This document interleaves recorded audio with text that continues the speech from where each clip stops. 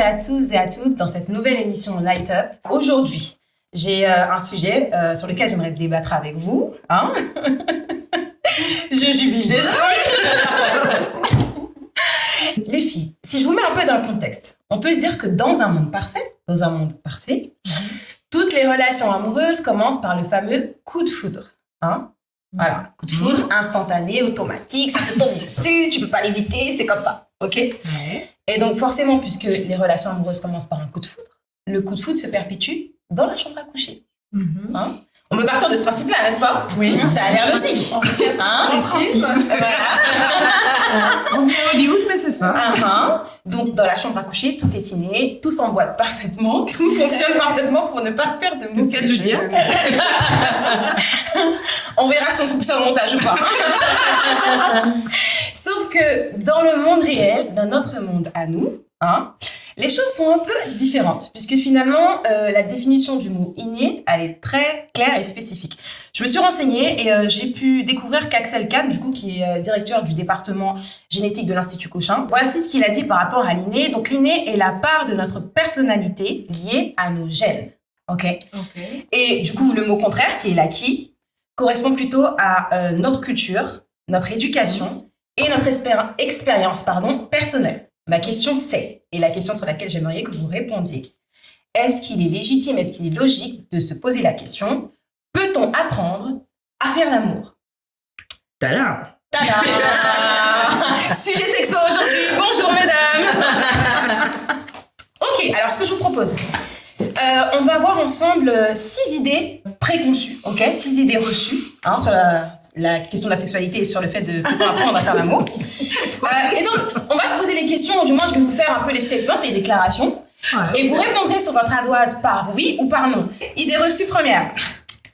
Dans une relation sexuelle, les partenaires savent instinctivement ce qu'ils ont à faire. C'est parti. Ils savent instinctivement ce qu'ils doivent faire. J'insiste sur le mot. Instinctivement pour l'autre, même pour eux et pour l'autre. Non. Ça se voit, Sarah prenait vraiment les 4 heures de l'épreuve pour elle. Voilà, ça va déjà synthèse. S'il vous plaît. Réponds instinctivement. On a dit instinctivement, Sarah. 3, 2, 1, découvrez. Dites-moi là. C'est tranché là. Bah dis donc, surprise pour moi. Ok. Moi, je pense qu'il y a une part d'instinct, dans le sens où déjà, on a été... Enfin, voilà, il y a cet instinct reproductif chez les animaux. Et je pense que chez l'homme, il y a cet instinct aussi pour la survie de l'espèce. Si ça fonctionnait juste seulement par envie, enfin, je sais pas. Pour moi, il y a quelque chose de l'ordre de l'instinct. Là où Dieu nous a créés, il a mis aussi l'instinct qui permet aussi l'instinct de manger, l'instinct de se défendre, l'instinct... Enfin voilà, on a plusieurs instincts. Et pour moi, la sexualité, une partie, c'est de l'instinctif. Ça veut dire qu'on va pas savoir faire parfaitement, mais on va savoir faire automatiquement. Tu vois, il y a un truc de... Voilà, moi je pense que c'est mon avis, dans le sens où en partie, oui. Ok. Moi, je nuance un chouïa, juste dans le sens où je pense que on sait ce qu'il faut faire. On sait peut-être pas bien le faire, ou parfaitement le faire, mais je pense que de l'instinct, du côté inné, on rentre dans une chambre à coucher, je pense que oui, naturellement, tu sais au moins qu'il faut qu'il se passe un truc A plus B. Après, voilà. La parole à Sarah. Je vais renuancer, après je vous laisserai faire le tour, mais juste, j'ai entendu des horror stories. Vous pourriez même pas vous imaginer. Exactement, l'utilisation de l'anatomie humaine, comment elle a été pensée dans ce moment non instinctif, extrêmement non instinctif. Donc j'ai vraiment entendu des histoires dont je suis d'accord. Je suis d'accord sur ce que tu dis sur la partie vraiment. Il y a une partie qui est instinctive, mais il y a une autre partie qui est vraiment, je pense, de l'ordre de la communication, du développement et de. Ok, dis-moi. De l'apprentissage. Voilà. Mais bon, je vous laisse continuer. Alors moi j'ai répondu non. Ok. Et je reste sur l'idée. Parce que pour moi, alors effectivement, je rejoins un peu Agnès dans cette notion d'instinct où effectivement, je pense que le Seigneur a mis en nous plein de choses qui sont innées pour le coup, tu vois, par rapport à ta définition.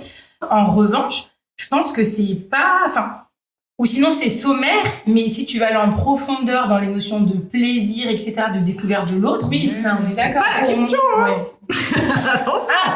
Moi, je suis Ça d'accord. reste une question ouverte. Après, oui, est-ce que instinctivement, et moi je pense qu'instinctivement non, parce je pense qu'on ne devine pas ce que veut l'autre. Et on a dit se faire plaisir à soi ou l'autre. Et moi, je connais personne qui instinctivement a deviné quels étaient les désirs de son partenaire. Non, Ou sinon, franchement, Voilà. vraiment, glory be to God. Il a fait un 6 sur 5, direct et tout. Mais pour moi, en fait, tu devines pas ce que tu ne sais pas. Ou au pire, instinctivement, tu sais ce que toi, tu aimes et veux, mais pas sûr que ce soit le cas pour ton partenaire. Et c'est la beauté de la chose, l'apprentissage et la découverte, aller vers quelque chose qu'on ne connaît pas et être d'accord pour découvrir. Ouais. Oui, mais il y a quand même une partie d'instinct dans le sens où il y a les hormones en nous font que tu vas être attiré. Je sais pas, par exemple, le fait d'embrasser la personne, ça va réveiller du désir Et en ça, toi. ça peut être complètement instinctif. Voilà, Sans pour même moi, rentrer dans la relation voilà, sexuelle. pour moi, c'est de l'ordre Ouais. vraiment de quelque chose qu'on va ressentir, de se dire, mais qu'est-ce qui se passe dans mon corps? Pourquoi là, ça appelle Presque un quelque besoin. chose? Oui. Voilà. Et dans cet appel-là, va y avoir cette tension. Ouais. En quoi est-ce que la question de l'anatomie peut jouer à ce sujet-là, le fait de savoir instinctivement ce qu'on a à faire ou pas? Parce que je pense que quand on n'a aucune, mais alors vraiment, et ça paraît quand même fou aujourd'hui de n'avoir aucune connaissance au niveau anatomique et sexuel, mais il existe des communautés religieuses, il existe des communautés sociales, même si c'est un pléonasme de dire ça, ethniques, dans lesquelles il n'y a aucune éducation sexuelle en fait. C'est vu vraiment comme quelque chose de sale, qui pervertit et qui éveille à des désirs bien avant le temps, surtout dans des communautés ou des cultures dans lesquelles le mariage est vraiment sacralisé pour son côté virginal. Effectivement, j'ai entendu des horror stories dans lesquelles, voilà, un homme et une femme couchaient ensemble dans le cadre du mariage, essayaient d'avoir des enfants, mais sans aucune information sur comment est-ce que ça se passe et à quoi sert chaque organe dans l'anatomie, même avec le désir, arriver à se tromper et arriver à dévier vers le nombril ou des parties infertiles. Donc, C'est joli, c'est Vraiment classe. Donc, avec la ça. Ok. Donc, du coup, voilà pourquoi je dis premièrement non. C'est vrai qu'il y a une part d'instinctif, je te rejoins complètement, Agnès. Et il y a le corps qui se réveille et qui donne des signaux quand même sur ces endroits qui doivent être explorés. Mais au-delà de ça, quand on se met face à quelqu'un, et là je te rejoins, Cassandra, on ne sait pas si on n'est pas enseigné sur ce dossier-là, qui est cette personne, comment lui faire plaisir. Je vous amène donc à la deuxième question. Dans le domaine sexuel, il y a des bons et des mauvais partenaires. C'est la déclaration. J'ai écrit l'inverse parce que je pensais, mais... Ouais. Bah oui, moi aussi. Vous pouvez laisser votre première dans réponse sa phrase, et ça me expliquer semble logique. pourquoi. Oui. Ouais. Expliquer pourquoi vous avez changé d'avis en 10 On secondes. Ça attend peut- donc ouais. Sarah, Tout à fait une faisable. petite saucisse. Allez hop. Ah, bah, 3, écris toute une phrase. 2, 1. Bon, d'accord. Une fois de plus, on a la diversité, on a des cas assez particuliers. Mais non, mais je comprends son dilemme. Qui se lance, Ouais. qui se lance, qui se lance. Sarah. Allez, je me lance. Allez, Sarah, dis-nous. Alors, j'ai envie de dire oui et non, mais premièrement non, parce que je pense que, comme le sujet l'indique, on peut apprendre à faire l'amour. Et je pense que dès le départ, sur un premier rapport sexuel, c'est vraiment fatal. En fait, je trouve que c'est assez fatal de dire, bon, bah voilà, cette personne-là n'est vraiment pas douée dans ce domaine. Et il faut arrêter. Et jamais. Et ça ne marchera jamais parce que, comme je l'ai un peu dit dans la question précédente, c'est une histoire d'apprentissage, en fait. Et si on repart en plus vraiment dans le milieu dans lequel on évolue, qui est chrétien, normalement, on n'a pas forcément d'expérience avant de débuter. Donc, c'est vrai que la passion joue, la scénarisation, le fait de partir en voyage de noces joue, le cadre et tout ça, elle rend tout ça vraiment super La nouveauté, beau. l'effet nouveau aussi. L'effet nouveau, l'excitation, de enfin pouvoir toucher de la peau, de pouvoir la voir. Oui, d'accord, mais moi je pense que en tout cas, il y a pas de mauvais coups, il n'y a que des en Christ. Il n'y a pas de mauvais coup en Christ. Il y a Genre, le reste du monde, il y a quoi non, mais je veux dire, il n'y a que des gens, des hommes et des femmes qui ont besoin d'être traînés sur leur partenaire et qui ont assez d'humilité et de patience avec eux et avec l'autre et d'amour aussi pour vouloir investir ce temps dans l'apprentissage de toi. Super, Sarah. Voilà. Je pense qu'on va t'entendre de nouveau sur les prochaines questions. Hein. Je vais rien spoiler, mais non, Au final, J'aime ça beaucoup veut quand même ça. dire, pour moi, la réponse est quand même oui. Ouais. Oui, c'est pas des mauvais coups. Le oui, c'est quand vraiment on est face à une personne qui est en mode non, moi je maîtrise mon truc, je veux rien entendre. Mais sans même être dans cette Alors, position là, on a la team contraire, donc, Ouais. qui se lance dans la team. Alors, vas-y. Alors, moi, je tiens à souligner que j'ai mis 8. Hein. Alors, c'est curieux parce que d'habitude, je dis non quand on me pose cette question parce que pareil, comme Sarah, je rejoins un peu sur l'idée qu'on apprend qu'il n'y a pas de fatalité, il n'y a pas de point A où tu restes là bloqué de manière définitive. En revanche, il y a et ça rejoint un peu la première question active, tu as des gens aussi qui sont naturellement tournés vers l'autre, qui veulent tout de suite te mettre bien à l'aise, te faire plaisir, te donner voilà, tout plein de bonnes choses. Mais à l'inverse, tu as des gens, ils sont naturellement égoïstes et eux, ils sont auto-centrés sur eux. Et du coup, pour moi, eux, je les catégorierais plutôt dans les mauvais coups et bon coup, plutôt celui qui est de nature Généreux, pas là pour justement prendre, mais pour donner. Et pour moi, c'est vraiment là où nous, on se joue plutôt la notion plus de bon et mauvais coup. D'accord. Donc c'est pas le côté pratique et expérience de la personne, mais c'est le caractère de la personne. Oui, ça joue énormément. Mais là où Sarah a complètement raison, c'est que oui, quand bien même tu te vautrerais lamentablement, t'es pas enfermé dans une cage. C'est-à-dire que la personne peut décider d'apprendre, d'écouter, etc. pour s'améliorer. Mais c'est vrai que moi, je suis d'accord d'un point de vue caractère, affinité, manière de faire de la personne. Les personnes qui sont à l'écoute, naturellement, je pense, seront de meilleurs partenaires que les personnes qui vont être plutôt fermées en mode je maîtrise, je sais ce qu'il faut et puis j'ai rien à apprendre. Moi, la nuance se joue vraiment sur le mauvais coup va être celui qui ne se remet pas en question. Ouais, déjà. Qu'est-ce qui va pas? Pourquoi je n'y arrive pas? Pourquoi je n'arrive pas à satisfaire la personne avec qui je suis, etc. Ouais, mais toi, tu es même sur la fin de la relation.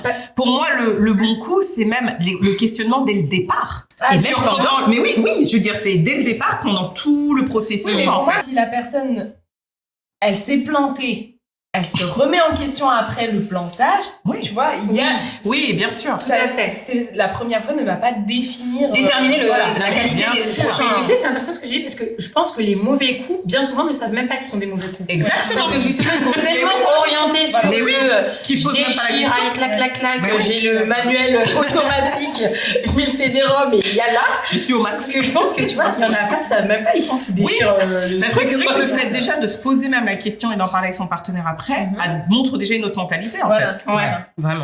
Idée reçue numéro 3. Si on s'aime, la connexion sexuelle est assurée. 3, 2, 1. Je répète, si on s'aime, la connexion sexuelle est Je suis assurée. la seule à dire non. Merci. On aime ça. On veut de la nuance dans nos débats. On aime ça. Elle a mis 3 fois oui, hein, donc elle y croit. On va donner la parole à la team oui. J'ai mis 3 oui parce que oui, bien sûr que le fait d'aimer, en tout cas moi c'est l'idée que j'ai depuis que je suis petite, c'est-à-dire de faire l'amour avec quelqu'un qu'on aime, pour moi je pense que ça change tout. Et pourquoi? Parce qu'en fait quand on aime la personne, on va se donner, on va s'offrir, on va en fait être dans le don en fait de soi.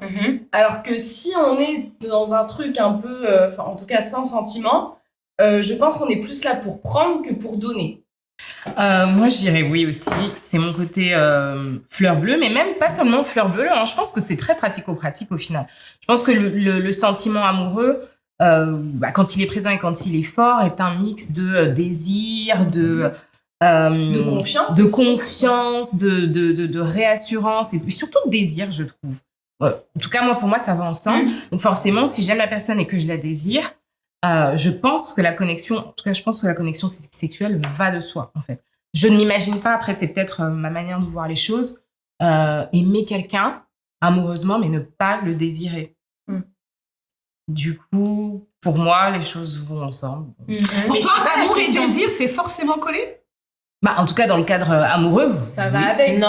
Donc pour toi, tu ne peux pas désirer quelqu'un que tu t'aimes n'aimes pas. Si, mais Si. Ouais, pour moi, non, amour et désir sont pas. Oui, c'est Ils sont plus forts quand ils sont ensemble. Oui. Bon, alors je dirais que oui. Mais Pour moi, des fois, ils on peut marchent avoir ensemble. Tu peux avoir Pour du moi, désir oui. sans être amoureuse de quelqu'un. Oui, évidemment. Mais je veux dire, Enfin, je vois ce que tu veux dire. C'est plus, par exemple, t'aimes la personne, bah, le désir va monter. Enfin, en fait, c'est plus... Tu peux pas avoir de l'amour sans désir. C'est plus dans ce sens-là, en fait, que... Tu vois? Non? En fait, je lui ai dit oui, mais moi, je dirais non. Alors, Ouais, là, on a besoin d'un arbitre. Allez, parti, je change.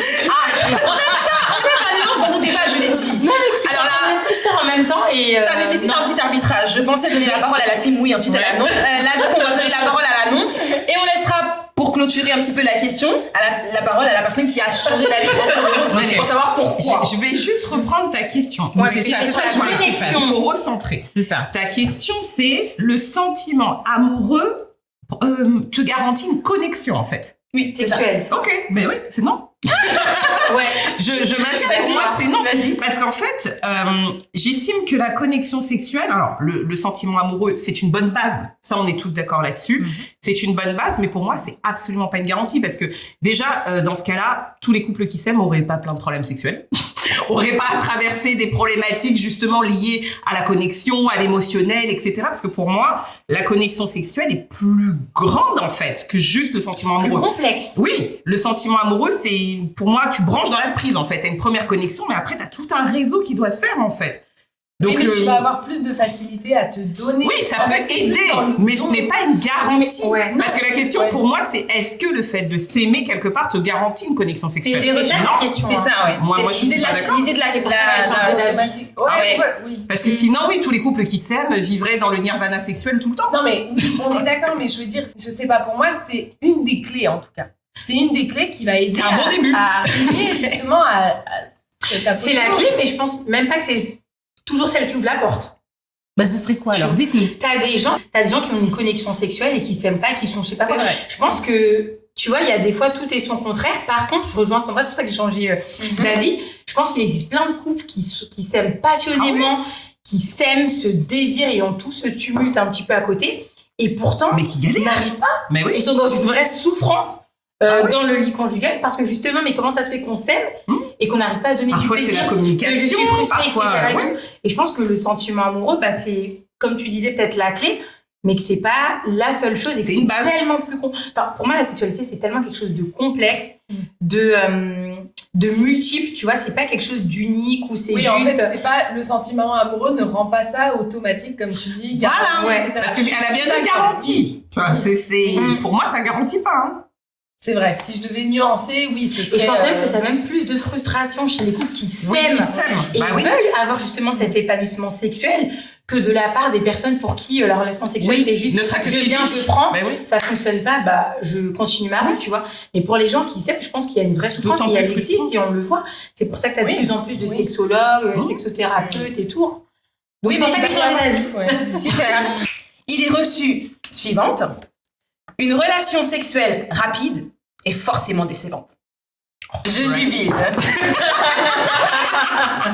êtes prêtes? Eh ben, Trois. ça a répondu vite. Hein. Ah oui, c'est de plus en plus rapide. Hein. Je vois que les esprits sont chauffés là, c'est bon. 3, 2, 1, go.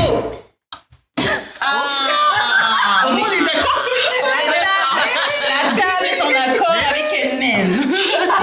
Vive le quick. Ok, Miss Quick, let's go. Elle est en train de dévoiler des secrets. Non, mais on va en parler ouvertement. Alors, quand je dis vive le quick, déjà les parents nous comprendront. Mais Oui, on veut cette... Ouais, vas-y. alors déjà, Cet non, pour apport-là. moi, la longueur ne joue absolument pas sur le plaisir, etc. Donc, faut pas partir dans un truc où il faut que ça dure 45 minutes, 1h30 Oui. pour se dire que oui, ça a été très bien, etc. Comme je dis souvent, on ne cherche pas toujours à allumer un feu. Mais ceux qui comprendront, comprendront. Mais je suis pour le kick, que j'appelle le kick, parce que, en fait, lorsqu'on est parent, surtout, moi, je trouve que c'est des notions qu'on apprend, en fait, parce qu'on n'a pas toujours le temps. On n'a pas toujours le temps de se consacrer dans des longues relations, etc. Et je trouve que justement, ça a du sens quand tu as construit une relation, que bah, vous savez ce que vous aimez, etc., comment sont faites les choses. Quand les choses sont bien en place. Exactement, quand elles sont bien en place, bah moi je trouve que c'est une super méthode. En plus, je trouve que c'est plutôt pas mal aussi quand tu as peu de temps parfois à consacrer peut-être exclusivement à l'un ou à l'autre. Vous n'êtes pas obligé forcément d'être dans du donnant-donnant parfois dans ces moments-là. Ça peut être aussi pourquoi pas aujourd'hui c'est toi et puis demain c'est moi. Mais non, je suis carrément partisane. Je pense qu'il y a un équilibre à trouver entre les deux. Alors que ça, non, bien sûr. Mais je pense que tu peux avoir un équilibre. Ok. Ou même du soyons égoïstes ensemble. Ou du soyons égoïste ensemble. Que chacun voit pas. Se serve. Pourquoi? Moi, je trouve que c'est pas mal d'alterner, en fait, de se dire, voilà, il y a des moments où, justement, on est pressé et où c'est ce qui fonctionne. Et puis, enfin, voilà, si ça fonctionne, tant mieux. On s'en fiche, on n'est pas là avec un chronomètre. Mais est-ce que, justement, le côté kick un peu n'a pas un côté peut-être plus instinctif aussi? Tu as ce côté un peu vraiment tu regardes. Non, mais tu vois, qui peut avoir un côté plus instinctif, alors que justement, quand on prend le temps, il y a plus une préparation peut-être qui est faite autour, on a bloqué du temps, etc. Je pense que c'est une bonne alternance, en tout cas pour les couples, de pas justement se mettre la pression, tu vois. On parlait beaucoup de ce que Hollywood nous a retourné le cerveau sur le timing à accorder, sur l'ordre. Il n'y en a pas, pour moi, tu fais ce que tu veux, quoi, avec ton partenaire. Si ça vous va de faire en 2 minutes, faites en 2 minutes. Si vous voulez 1 heure, faites 1 heure, quoi. Soyons directs, soyons prompts, soyons efficaces. Voilà, c'est tout ce que je veux dire. Non, c'est vrai, vraiment. Et pour moi, ça n'impacte pas sur la qualité du sentiment de C'était le satisfaction sous-entendu de la question. Vraiment. Et ce qui est bien, c'est que justement, on prend plaisir à ça parce qu'il y a de la diversité. On sait qu'il y a des moments où on déroule le menu, on dresse la table. Et puis, il y a des moments où... on va au dessert. Ah ouais. Des moments où c'est fast food. Exactement. C'est ça. Super. Et c'est bon aussi, hein. Et c'est bon. Allez, avant-dernière idée reçue. Ah non, faut que tu rajoutes des questions. On est parti, là. Où tu lui donnes ton avis. On est parti. Lorsqu'un couple sollicite de l'aide dans le domaine sexuel, c'est signe d'échec. 3, 2, 1. Let's go. Non. Ouh, le beau nom, dis donc, graphique. Ah, il est très beau, hein. Oui et non, oui, on a oui et non. Ouais. En fait, je pense que c'est bien de solliciter de l'aide, évidemment. Enfin, mais c'est vrai qu'il faut parfois reconnaître qu'il y a peut-être des domaines dans lesquels on n'est pas expert, dans lesquels on n'y arrive pas. Et en fait, pour moi, c'est aussi... le mot échec est un peu fort, mais c'est aussi se dire j'ai besoin d'aide parce que j'y arrive pas tout seul. Donc en fait, il y a cette notion de... C'est fort d'aller jusqu'à l'échec, c'est pour ça que je nuance un peu entre le oui et le non. Mais pour moi, ça veut dire quand même que voilà, c'est quelque chose qu'on ne maîtrise pas tout seul, qu'on n'arrive pas à faire tout seul et on a besoin d'aller voir quelqu'un pour nous aider. Et je trouve que c'est super de se faire aider. Enfin voilà, on a tous besoin, je pense, d'apprendre plus justement. C'est un domaine où on ne cesse d'apprendre et donc de reconnaître par moment que voilà, on a du mal à aller là où on peut aller, on ne se comprend plus dans la chambre, comment on fait, allons voir quelqu'un pour nous aider à ça. Mais du coup, est-ce que ça veut dire que pour toi, ce couple est face à une forme d'échec dans ce domaine-là? En fait, la question, le sous-entendu de la question, étant donné qu'on est sur le thème « Peut-on apprendre à faire l'amour ?» Ça veut dire qu'il y a des personnes qui peuvent penser que non, parce qu'on sait déjà tout, et d'autres oui, parce qu'on sait pas tout. Si on sait déjà tout, demander de l'aide, c'est un échec. Après, je comprends ce que veut dire Agnès dans le oui et non, c'est-à-dire que l'échec, le couple va le ressentir forcément, en fait. Oui. C'est-à-dire que même si en soi, oui, ce n'est pas un échec, c'est naturel pour moi, en fait, parce que c'est comme ça qu'on nous l'a appris, finalement, parce qu'il faut déconstruire. Donc, tu peux le ressentir comme étant un échec de te dire, je n'arrive pas, je sais pas, satisfaire mon mari, ma femme, à l'écouter ou à communiquer avec. Donc, on a besoin d'aide. Donc, quand bien même tu y vas, tu peux avoir un sentiment d'échec. D'accord. Donc, même si, oui, il n'est pas dramatique, je parle plus du sentiment de la personne. Après, pour moi, j'ai mis non et vraiment doublement non, dans le sens où moi, je trouve que c'est même une profonde preuve d'amour pour une personne, justement, de dire « je t'aime assez » pour chercher en fait des solutions que je n'ai pas naturellement pour que ça aille bien entre nous. Je trouve que c'est une démarche qu'on fait quand la personne compte pour soi, quand elle est importante en fait. Une personne qui n'est pas importante pour nous, on n'a pas envie d'investir du temps, aller suivre une thérapie, voir un sexologue, faire des efforts. Alors que quand on fait cet effort-là, moi je trouve qu'au contraire, on montre qu'on a une vraie implication dans le couple, on montre que le sentiment est fort, qu'on est solide et c'est ok, on n'y arrive pas mon cœur, mais on se prend la main et puis on va chercher des solutions et on va y arriver parce que c'est important. Pour pimenter un petit peu la chose avant de donner la parole à Cassandra et Sarah, est-ce que c'est pas une vision purement féminine qu'on a là, dans le sens où ce n'est pas un échec? Est-ce qu'un homme, avec les hommes, vous les connaissez, ils ont une fierté naturelle que Dieu leur a donnée, est-ce que vous pensez vraiment qu'ils verraient la chose chose de cette manière. Fallait poser des questions directes. Est-ce que pour un homme, c'est un échec? Et là, ça aurait été un grand Alors, on va laisser répondre nos deux autres co-hosts, Cassandra et Sarah. Et ensuite, peut-être qu'on se penchera sur la question du point de vue de l'homme sur l'échec dans la chambre à coucher. Et notamment le fait de solliciter de l'aide extérieure, j'entends. Alors moi, j'ai répondu non. Parce que je pense que aller voir quelqu'un, c'est pas forcément. Enfin, attends, je vais pas. Oui, solliciter de l'aide. Oui, aller voir quelqu'un. Oui, Est-ce que extérieur. c'est un échec? Voilà. Donc je pense que non, parce qu'en fait, je pense déjà que tu peux aller voir quelqu'un même quand tout va bien. Oui. Déjà. Voilà aussi. Moi, je suis vraiment la team. Pardon. Il y a des gens qui disent si c'est pas cassé, pourquoi réparer? Ah, mais moi, je suis dans la team aussi prévenir, c'est guérir. Je peux faire un bilan de santé. Là, c'est Moi, tout par à fait exemple, non, mais regarde, moi, par exemple, je sais que tous les ans, je fais un bilan de santé où je vais voir mon dentiste, vrai. gynéco, ORL, ophtalmo et Argument, tout, ouais. Ok. juste pour m'assurer que tout va bien. Oui. Et je trouve que c'est même sain, tu vois, de pas attendre que tu sois dans quelque chose d'effrité, vous êtes malade, d'avoir une éruption cutanée pour aller voir le dermato, etc. Si déjà tu te sens pas bien, faut peut-être déjà aller consulter, tu vois. Et de deux, je pense, et en plus, une fois, j'avais une discussion avec l'une d'entre nous à table, où tu vois, je me dis, mais c'est aussi une bonne chose finalement, quand tout va bien, de se dire, bah, pourquoi pas se challenger pour que ce soit encore mieux. Tu vois ce que je veux dire? Et même, je pense même, je vais plus loin, que même quand tu penses que tout va bien et que tu vas voir, et ben, tu peux même voir que, est-ce qu'on va vraiment bien? Est-ce qu'il y a points d'amélioration. des choses qu'on ne peut pas, etc. et tout. Donc non, vraiment, je suis la team, prévenir c'est guérir, n'attendons pas toujours que le mal soit... Tout à fait. Je pense que vraiment, c'est pas un échec du tout. Et je pense que c'est une très bonne démarche d'aller consulter, lire des livres, faire des choses pour essayer d'améliorer. On n'est jamais... je veux dire, on ne sait jamais tout. On n'est jamais bête d'essayer d'apprendre et de se perfectionner. Donc, non, heureusement, en fait, qu'il y ait des personnes, justement, et des couples qui décident de faire des efforts dans ce domaine-là. C'est une vraie démarche d'humilité. Moi, je suis d'accord avec toi, il y a beaucoup d'humilité. Pour moi, le couple qui est en échec, c'est justement s'il sait que ça ne va pas et qu'il ne fait pas la démarche d'aller voir. Exactement. D'accord. Pour moi, je le fais couple l'autruche. quand il voit que, sans aller jusqu'à le gros fail, tu sais, dans le vie conjugale, mais qui se rend compte que déjà, tu vois, ça s'effrite ou que ça va pas bien, fait la démarche d'aller voir quelqu'un.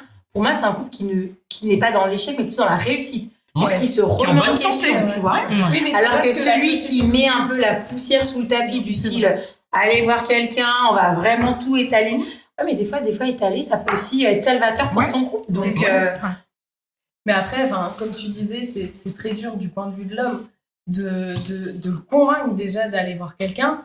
Je pense que nous, les femmes, on a plus tendance à vouloir demander de l'aide. C'est comme par exemple quand on est en voiture, on connaît toute cette histoire où l'homme va avoir beaucoup plus de mal à demander son chemin que la femme à ouvrir la fenêtre et dire « Eh oh, on est perdu !» Donc c'est vrai qu'un homme va dire...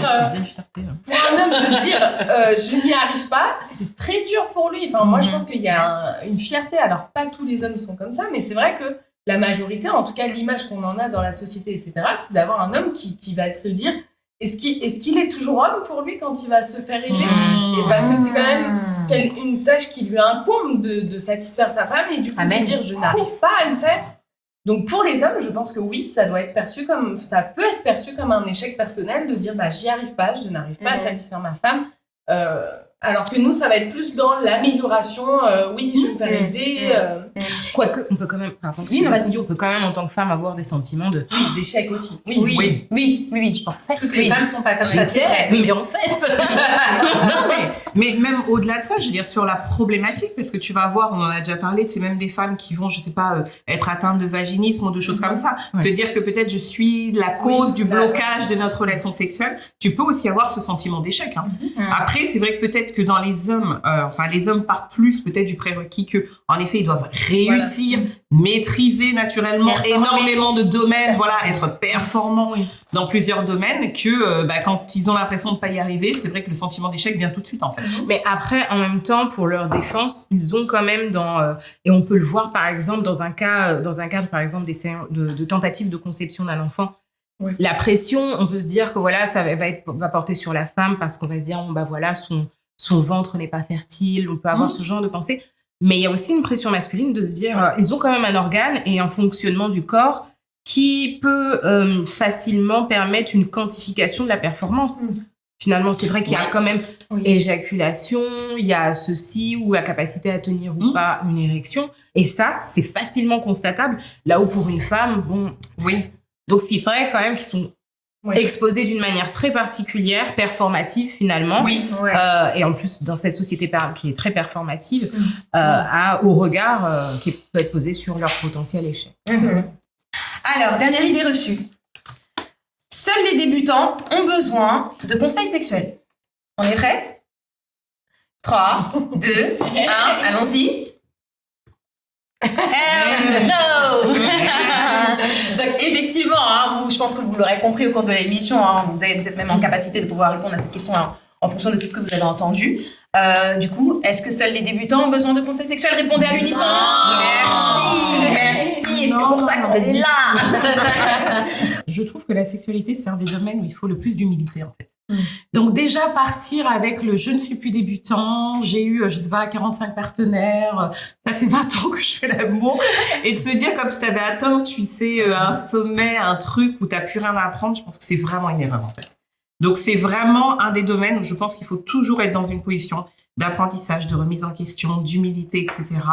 En fonction, alors nous c'est vrai qu'on est dans le cadre du mariage en tant que chrétien, donc en fonction de ton mari ou de ta femme et de ton partenaire face à toi, mais de toujours écouter, parce que je pense qu'en plus la sexualité peut être évolutive. Encore une fois, les besoins, les désirs, etc. qu'on avait peut-être il y a 5 ans sont pas les mêmes après, et c'est vrai que si on se bloque en fait, on se ferme en se disant non, ça je maîtrise, je sais faire et je reste dessus, c'est dommage en fait, parce qu'on loupe tout un pan peut-être de choses qui pourraient être intéressantes aussi. Donc, j'ai envie de dire non, on n'est jamais un vétéran de la sexualité. On n'est pas, je veux dire, on n'est pas. Ah ouais, non mais je veux dire, faut beaucoup d'humilité dessus et comprendre que déjà notre propre corps peut changer, nos désirs peuvent changer, peuvent évoluer et être toujours vraiment à l'écoute en fait. Et je pense aussi, oui, même que ce que tu disais, c'est évolutif, c'est-à-dire que les différentes étapes de la vie font que forcément on n'aura pas la même sexualité quand on vient de se marier, quand on va avoir un enfant, là ça va être un autre challenge, un deuxième enfant, un troisième enfant, un quatrième enfant.